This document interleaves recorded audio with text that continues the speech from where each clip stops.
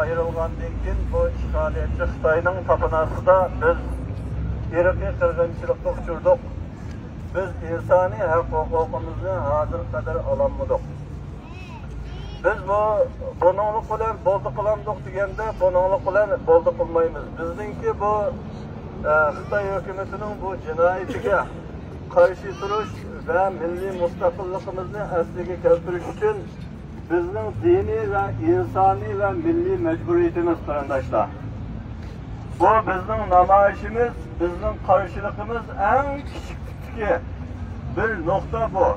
Agar jonni beradigan fursat, qo'limizga qurol oladigan fursat kelsimi, biz uningdan hargiz bosh tortib bo'lmaymiz. Bizning ajdodlarimiz, qahramon ota-bobolarimiz Cumhuriyetni qurolli kuch bilan qo'lga olgan. Biz hozir shu yo'lni izlab, bo'ylab mingyapmiz, ammo bu namoyish qarshilikning eng kichik bir tipi, bu yuqori pallasi emas. Ammo mushunchalik bir kichik bir pallasiga namoyishga chiqmagan, Facebooklarda o'yda marab o'ltirgan Uyg'urlarga men shuni deb qo'ymanki, sizlar Uyg'ur emas, sizlar ajdodinglarga yuzma kelolmaysizlar sizlar. Sizlar mushu Norvegiyaga kelib, siyosiy panohlik tilagan vaqtida shu Xitoyning zulmidan, irqiy qirg'inchiligidan datlab, mushu davlatningki hesdashligiga erishib, sizlar siyosiy panohlik va kimlik olgan emas edinglar. Qani sizlar? Sizlarda nomus, insonlik va tuyg'usi yo'qmi?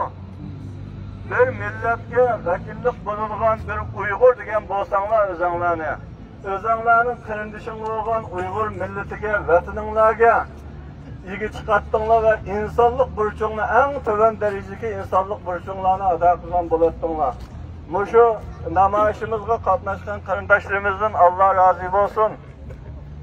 Bu namoyishimiz dunyoda bizga nimani ifoda berdi deganda Xitoyningki rezil qilmishini va jinoyatini xalqaroga bildirish, xalqaroning qo'llashiga erishish, oqibatda qo'limizga qurol ilib milliy mustaqilligimizni asliga keltirishga yo'l ichish maqsad. Agar mushunimi qilolmasak, men Uyg'ur deb Uyg'urlik do'ppisini kiyib, Uyg'urlik davosini qilganing nol. Uyda yetib turib, sen mushu maydonga kelinmagan bo'lsang, bu maydonga kelalaydigan odamlar jasoratli odamlar. Chunki bu ne'matni Alloh taolo bizga beribdiki, 1 milliard 500 milyonlik bir Xitoy aholisi va fashizm bo'lgan bir diktator bandit hukumatiga bizni qarshi turadigan mushundaq bir ne'matni Alloh beribdi. Bizga yo o'lim bo'ladi, yoki insonlik sharafimiz bilan yashaydigan milliy mustaqillik davlatimiz bo'ladi. Biz bunda har holatda dunyoga chechilib, musafirlik, sargandorlik hayotini mushundaq navirlarimizga, ballalarimizga qoldirib qo'ysak bo'lmaydi. Biz bu ballalarimizninki keyingi vatani bo'lish kerak. Biz buningga ota-onalar yo'l yetishimiz kerak. Bu Xitoyningki 70 yilning yaqin elib bo'lgan erkaklarning hannavasi Uyg'ur xalqini yo'q qilib o'tish, dunyo xaritasini o'chirib o'tishdan iborat bu fashizmlik jinoyatlarini elib turibdi. Biz buningga yo'qolmaydiganligimizni, Uyg'urlarning mavjud bo'ladiganligini, yo'qolmaydiganligini, davlatimizni qo'limizga ola oladiganligimizni isbotlashimiz uchun maydonlarga to'kilishimiz kerakdi. Afsus.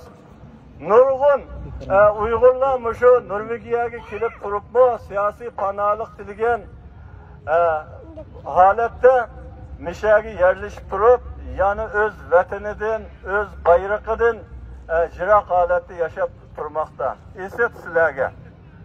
Sizlar nimaga kelgan bo'g'itdinglar bu yerga? Agarda bunda Xitoyga qarshi holatda chiqolmaydigan bo'lsanglar, vatanlaringizga qaytib yashasanglar, Norvegiya hukumati ruxsat qiladi sizlarni. Esat. Xalqimizga yana shuni deydiganim, biz adoqchi vatanimizni ta qo'limizga og'ichi Xitoyga bo'lgan qarshiligimizni to'xtatmasligimiz kerak. Chunki bu insoniy majburiyatimiz va diniy majburiyatimiz va milliy majburiyatimiz. Vatandagi qahramon ajdodlarimiz, avlodlarimiz nurg'un badal qonlarni bergan, jumhuriyatlarni qurgan. Hatto 5-iyul voqeasidagi Muşu resimdeki son-sanoqsiz ziyolilarimiz, qahramonlarimiz beguna turmalarga kirib ketdi va Xitoyninki jinoyati ostida bular nurg'un bedellarni to'ladi, qon berdi. 5-yo'lda insoniy haq-huquqimizni qo'g'dash uchun Xitoy hukumatiga norozilik bildirib, qo'lida to'mirning suruqim bo'lmagan xalqimiz irqiy qirg'inchilikka uchirdi va ko'chalarda etib o'ldirildi. Bunun qisasini cho'qim ilishimiz kerak, ham Xitoy hukumati bunga javob berish kerak. Biz bu javobni biz Uyg'ur xalqiga biz ilishimiz kerak. Bizga boshqalar etmaydi. Bunun surishini boshqalar qilmaydi. Biz cho'qim o'zimiz qilishimiz kerak. Bunun jinoyatiga mas'ul bo'lish kerak xalqaro. Bu irqiy qirg'inchilik jinoyatini ustiga ilish kerak Xitoy hukumati. Buni biz butun dunyoga e'tirof qildirishimiz kerak. Qo'llashiga erishishimiz kerak. Dunyoning sistemasi o'zgaradi.